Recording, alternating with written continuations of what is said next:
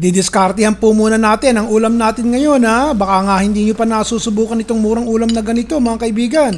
Tignan nyo po, itsura pa lang parang masarap na, di po ba?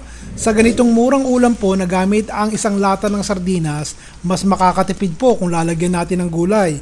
Eto nga at nagprito nga po ako ng 2 medium size ng talong. Tapos mag-isa na po tayo ng luya, sibuyas at bawang.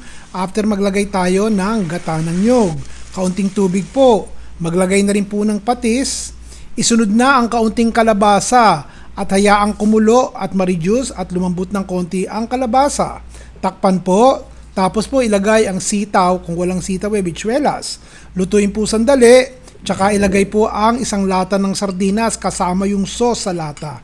Huwag na po nating patagalin pa at idagdag na po ang piniritong talong.